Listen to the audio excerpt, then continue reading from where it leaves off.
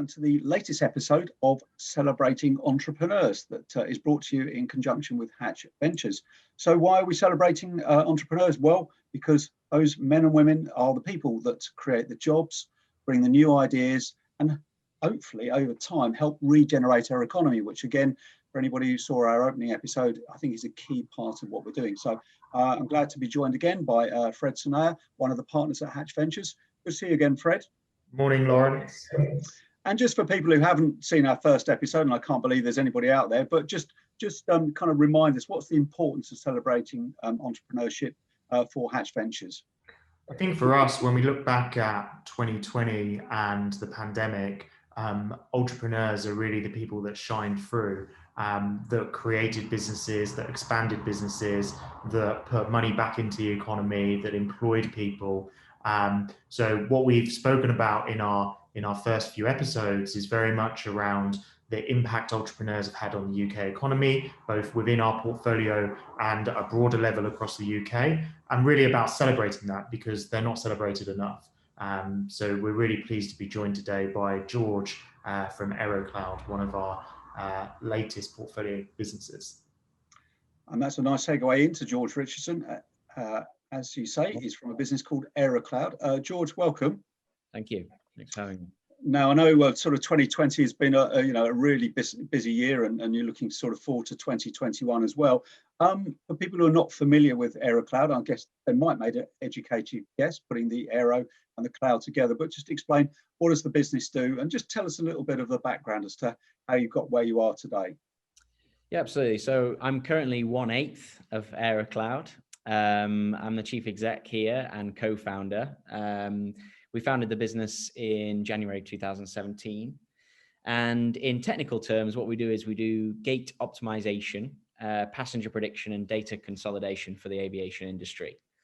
But in a lesser formal term, we have been dubbed by Tampa International Airport, which is one of our customers, as providing them with a crystal ball to be able to see what's happening in the future.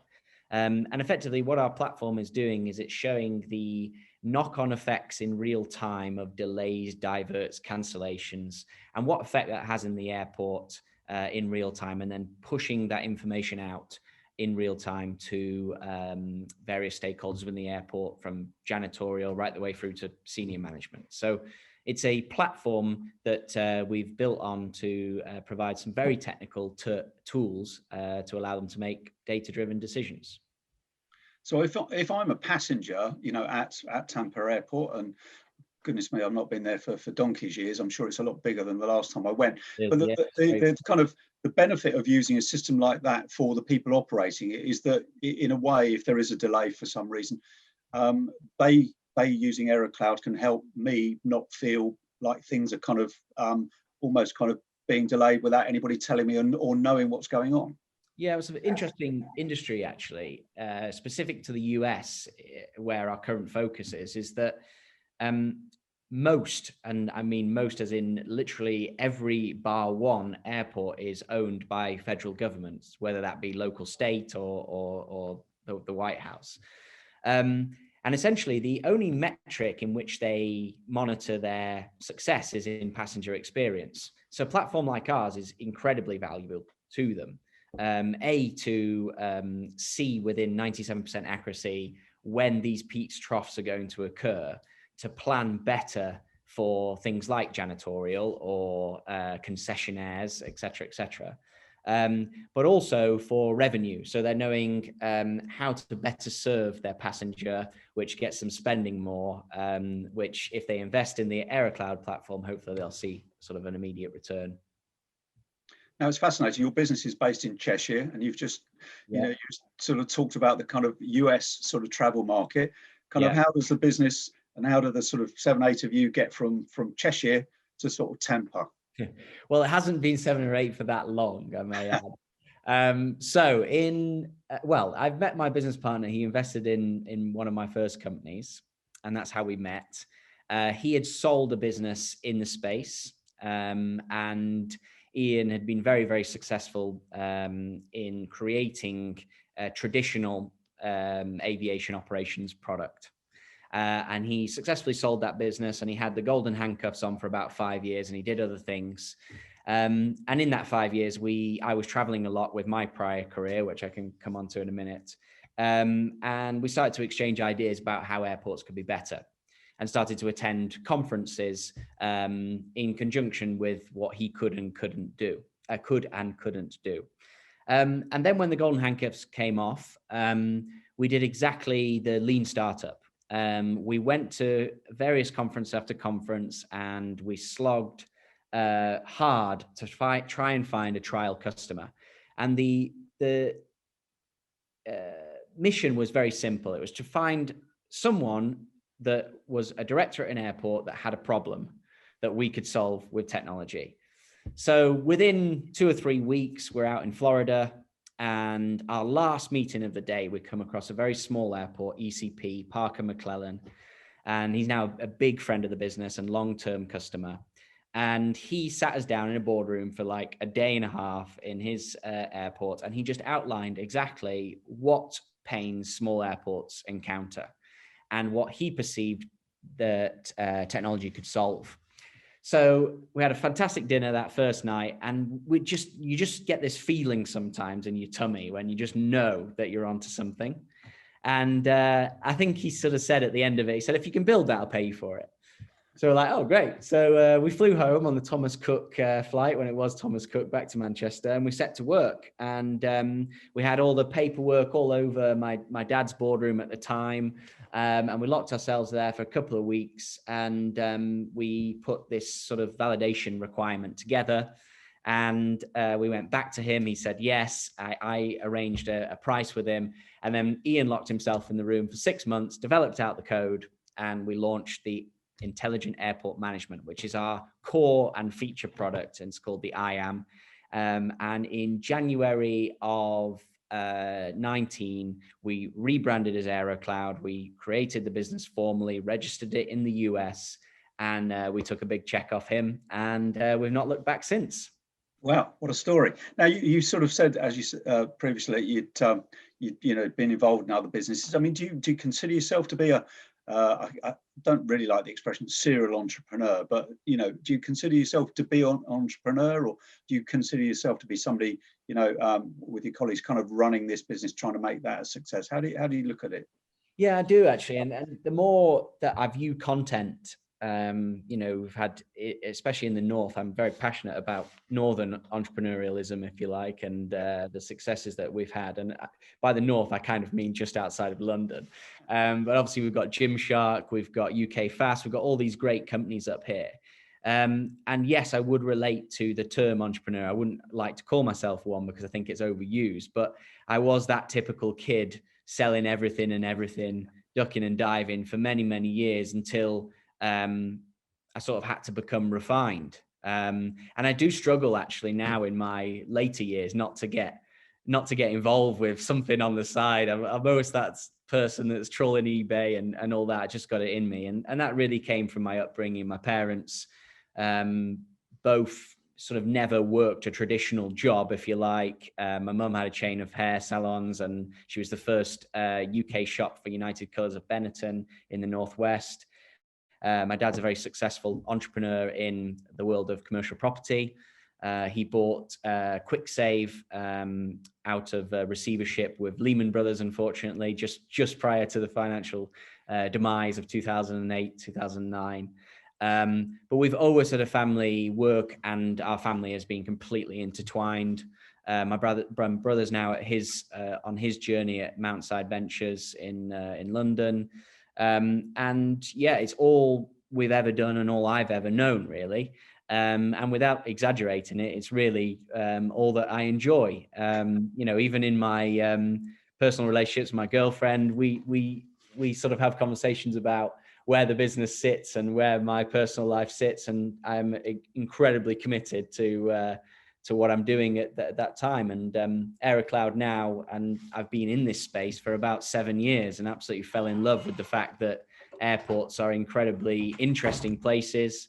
They have commercial sides. They have thousands of workers in some cases, millions of pounds of aircraft parking very close to each other all of the time. You've got police, TSA, security. It's absolutely manic, and that's just the way I like it. Now let's bring Fred in here. Fred, there's a couple of things I think George has said already that kind of resonate with me, and I guess probably did with you and the team at Haatch Ventures. I mean, firstly, technology solving a problem. They've identified a problem rather than sort of building something and then trying to find a problem to solve, which I think is an expression you've used in the past for businesses you don't tend to like. And the other one is, you know, clearly George's absolute passion sort of for the business. Yeah, I think from our perspective, we love investing in businesses that disrupt the verticals they're in, and we love disrupting incumbents. We've seen it in retail, and that's our background. You know, we launched a retailer, it disrupted incumbents. We took on Amazon, we took on Mothercare, who are the household name, and we used new technology to do that and ultimately drive customer experience. So when we look across any of our portfolio, although to the outsider looking in, it's probably very broad. For us, that's the one key string that they all have in common, which is they are disrupting the vertical they're in, and probably 9 times out of 10 dislodging an incumbent. If not, they're launching a new vertical or industry. So for us, our decision with Aerocloud was very simple. From a disruption perspective, there's a huge tick there. From validation, George and the team, George and Ian in particular, have built up these relationships with some key customers in the States. They'd already, to your point, Lawrence, validated the market, had early traction, and had a brilliant opportunity to kind of land and expand. So George spoke about IM as the key flagship module. There's 3 or 4 other modules on top of that, and more to come in the future. And I think George's and Ian's expertise in this space and experience obviously brings a lot to the party as well. So for us, all of those things were very important in our investment decision. I think the other thing that was very key to us and stood out, which lots of early stage founders don't have, is focus. So George and the team are absolutely focused on a specific vertical in the States, not in the UK, even though they're based in the UK, on a specific subset of airports in the States that they know right now their product fits their requirements. And that's probably quite unique in the market, but a super sensible strategy. And the other thing, Fred, that sort of strikes me as well is that Haatch invested in kind of March 2020. It's very present in our minds, which, you know, certainly for the travel industry, and the pandemic has been, you know, I think fair to say, sort of catastrophic. So I guess people might go, well, that's a kind of, is that an odd time for somebody like Haatch to invest in a business, you know, literally dependent on the travel industry? There's always micro and macro trends that are happening in the market, right? So I guess the obvious point is investing in a business that operates in travel at the height of COVID seems slightly bizarre, but only if you're looking at it on a short-term basis. So our investments are long-term. Also, George's customers in the States have been operating. You know, America aviation is a bit different to the UK, especially with the domestic angle. Americans are still flying every single day. And also there's a huge opportunity that when airports revenue has been hit or passenger numbers are down, they want to either cut cost or improve customer experience. That's a great leg up into the market as well. So for us, we've been consistent through the whole of 2020 and the pandemic. We've continued to invest on plan. And, you know, we've seen that in recent market news recently. You know, there was a great article in Bloomberg from Sequoia in December, which showed that they'd spoken about the hit of the pandemic early in March. And now it profiled what they'd done since then. And actually they'd done almost completely the opposite to what they spoke publicly about. They'd backed existing in businesses, they'd invested in new opportunities, and their portfolio's done this, continued on hockey stick growth. So pandemic for us is just a short-term, you know, side effect, but really we see it as an opportunity. And George, coming back to you, I mean, you know, clearly when you and the team began to sort of realise the effects the pandemic were going to have, and obviously we must remember the sort of US was kind of into it late, slightly later than sort of Europe. Did you kind of wake up in the middle of the night with a cold sweat? You presumably have faced hardships in terms of, building the business and in your previous sort of businesses. So how did you sort of deal with all of that scenario? Yeah, it's funny. I mean, it's funny because we're not actually in the travel space. So operationally, airports have to continue to operate in some form of capacity.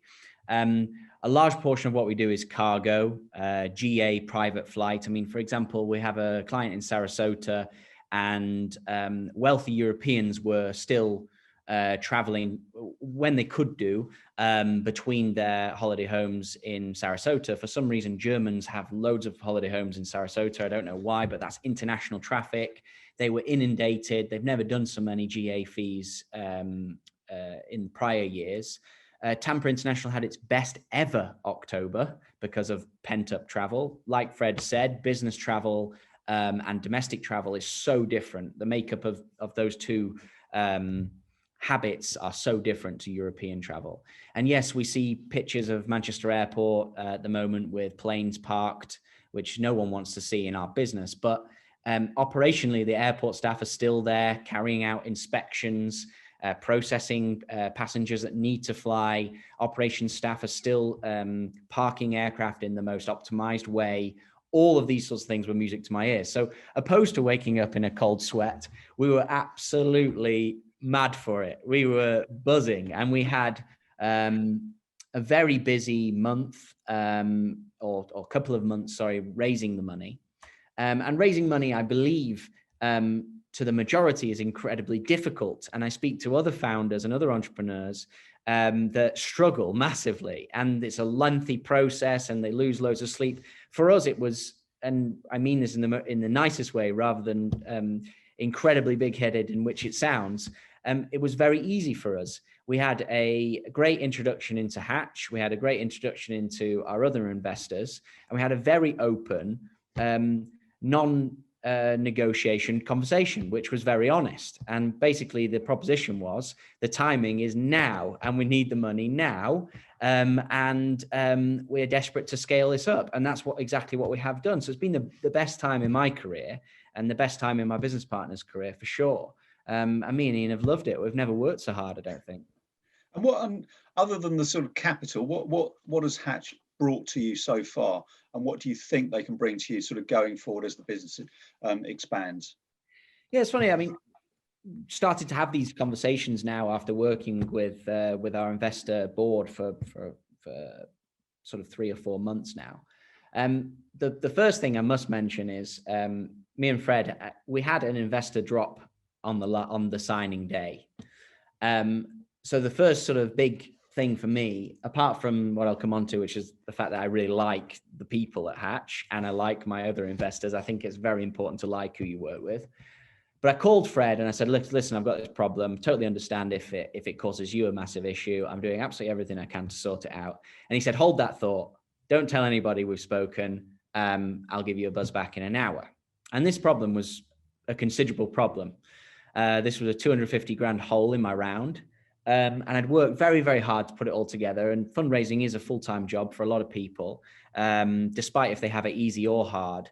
And I just had one of those days, and I thought, oh man, I'm gonna have to go home and go to bed. I'd given it my all, you know. Anyway, he rings me back, says, yeah, we're good for it. And we're not gonna have you over a barrel. The deal's the deal. It has been the deal since day one. You've been very black and white with us. We'll be very black and white with you. And I came into this office here. I'm sat in Ian's office here, and I just said, we've got our man, and and they were able to follow through with that. And I respect that absolutely massively. And I think that in the modern day of business, when I speak to my dad about relationships and how long they last, I can see the one lasting with Haatch on that basis alone a long, long time. We have a great mutual understanding of what needs to be done, and that's great. Another point is Mark Bennett is actually my board observer on the seat. I speak with him, or try and speak with him every 2 weeks through Fred in and around things that I'm working on. And for someone of my age and experience, it's great just to bounce ideas, whether what I'm feeling as a CEO is normal or not. certain processes I want to put in place with my sales team or my tech team. We might be talking something as menial as a company handbook right the way through to a global strategy. And just to have someone with a bit of, not that Fred's got grey hair, but Mark has, it's quite good just to get some experience there. And I'd say that they're the two main things that I've seen from Haatch. But it's early days, and we've got lots of great things to explore with them. I'm really looking forward to it. And I think that there's not been a cross word about any of our investors, or I hope not about Aerocloud at the moment in our relationship, and long may that continue. And I guess sorry, Lawrence, to jump in, I guess from our side, something that we think super important is utilizing all of our time as partners and the wider Haatch team to the best extent. And, George has touched on that absolutely and made a key point there that Mark is really leading the relationship at a board level because he's absolutely the right person to be involved. And what's great is that if we get into a conversation about marketing or go to market next year, then Simon may be the right person to get involved. So we all have the ability to switch in and out without overwhelming the founders or the company, but really kind of leverage where we feel we can all add the most value to George and our other portfolio businesses. Yeah, I'm also of the mindset, which is quite interesting when you talk about investment and when I talk about with others. And I was talking to a young guy the other day, and he was going to an investor for, say, £1 million worth of investment and thinking that they held all of the cards, right? And when I alluded to the sort of black and white negotiation that we both have, there's a mutual respect on both sides that everybody's getting a good and fair deal. And the second that you drop the fair bomb in negotiations, typically it's going one way or the other. We never had any of that. The negotiation was very streamlined. And for us, we were very clear on what we needed. Haatch were very clear on what they needed. And I respect that because there's not a lot of that about. And short-termism is becoming way too frequent for me. So for me, where the relationship is at the moment, I'm delighted. And Fred, can I pick up on this point of fair? I mean, it's a word George has used a couple of times, which I think is kind of interesting. People, again, who are not too familiar with raising money, will probably often see the role of the venture investor to put it sort of crudely, screw as much out of the business owners as sort of possible. Why for you and Haatch is having a sort of fair relationship between, in this case, yourselves and George, important to you as investors? Our whole investment thesis and strategy is around working with our underlying portfolio companies, and we couldn't work with anyone. I couldn't sit and look George in his eye if we'd screwed him over during the negotiation stage. So we start at that basis that we're investing in people we want to work with, and therefore we need to invest on terms that are fair. Of course, any venture investor, us included, is always going to have some kind of requirement that we need to have because that's our responsibility to ourselves as a fund manager and to our underlying investors. But likewise, we also take a view on the market and the opportunity to make sure that it works for the founders and for us. And I guess the reason we can do that is that we've been founders, and actually in Elevate, which we've spoken about in a previous episode, we raised money from a VC. So even though we did that alongside Haatch and Haatch backed it, we've had external money come into our own businesses before as well. So we've been both sides of the table. So, of course, there's certain things that any investor will need. There's obviously a line that people draw in the sand, and hopefully all of our founders would say ours is as fair as can be. George, let's go back sort of quickly to kind of the challenges of being an entrepreneur, I guess, running businesses. What has there been a low point so far? I mean, from the brief amount of time we've talked so far, it feels like things have all gone just generally incredibly well for you, but there must have been a real low point. That's certainly not the case. I mean, since 2007, we've not looked back. Sorry, 2017, sorry, we've not looked back. But prior to that, jockeying into position to define what Aerocloud was going to be, whilst not earning, whilst forking out to go to conferences and various other expenses, that takes that grit and determination. It does help, I think, when you've got a co-founder. In my case, a co-founder that had been very successful and saw the light at the end of the tunnel, which I was able to feed off. But yes, there were some low points. Nothing that I can really pull off the top of my head where I thought there's a sleepless night there or whatever. Of course, we have still sleepless nights, but they're all as enjoyable as the ones where we're having a drink and celebrating. So for me, I just enjoyed the journey, and we're very clear on where we want to get to.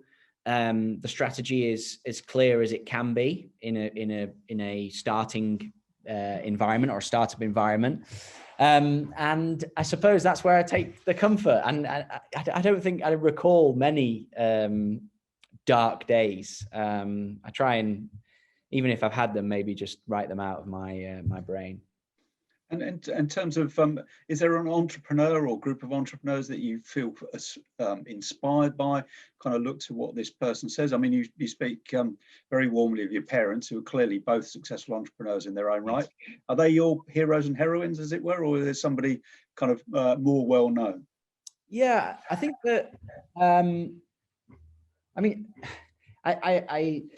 conscious to use those sort of terms that you hear YouTubers and podcasters and, media entrepreneurs use. But I think I've got to a stage now in my life where I've gained a self-confidence that I can look at an array of people, whether it's someone I've met on the train going down to London, or it's someone who's speaking at a conference that I really admire, and take the bits that I want to learn, compile them with my own experience, and then reproject and in some cases copy, to better my own position or Aerocloud's position. There isn't specifically individuals, but I would say that I consume a couple of hours of information a day by loads of different forms. And that's what keeps me hungry to keep being the best version of myself, which is another corny phrase, but it's true. So yeah, to answer, I don't know if that answers your question directly, but I like to think that I surround myself with great people, passionate people, people that keep my energy as high as it can be. I try and keep their energy as high as it can be. And subsequently, if you work very, very hard, I believe you make your own luck. And when you make your own luck, you're put in front of situations that can present you with even better ones or more opportunity. And it's a circle. And when you're on the hamster wheel and you've got the bug and you're scrambling as fast as you can, for me, that's what it's all about. And that's what I enjoy. And my business partner, Ian, is exactly the same. And when you walk into Aerocloud in the morning, people are buzzing to work, and that's just great. And I know that's what that alone will carry us to seek out those further opportunities and grow the business. Okay, just a couple more questions, one for each of you. Fred, sort of to you, sort of finally, how does Haatch measure success with Aerocloud in the broader context of celebrating entrepreneurs? You and I have spoken in the past already about the sort of number of jobs that some of the investee businesses is creating.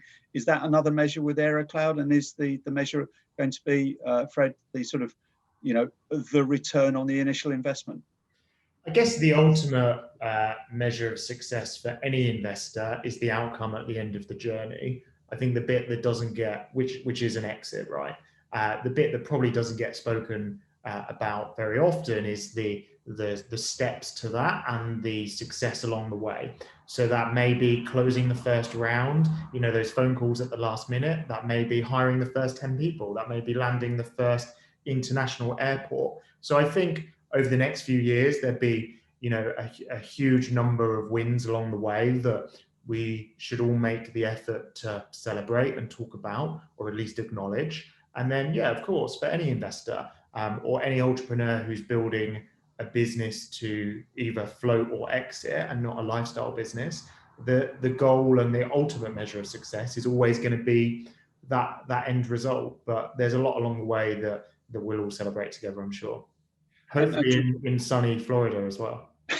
Absolutely. And George, for you, I mean, obviously, the business has had some recognition, being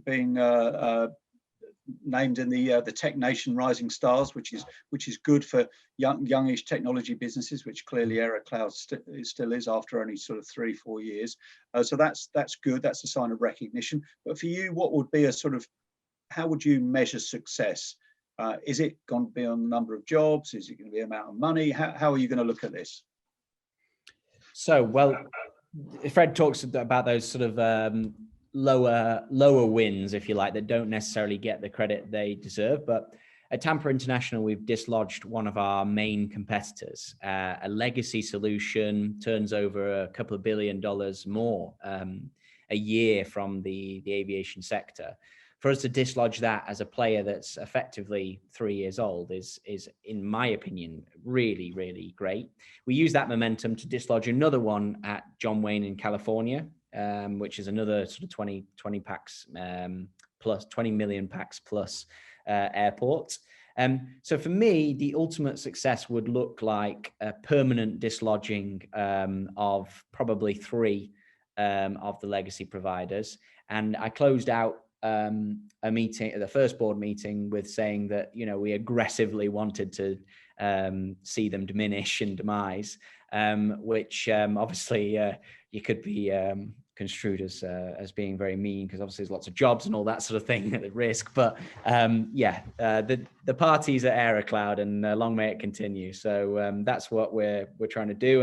And Fred's right. Obviously, you take venture money. It's probably the most expensive money you would ever take, in the sense that you lose a large proportion of your equity.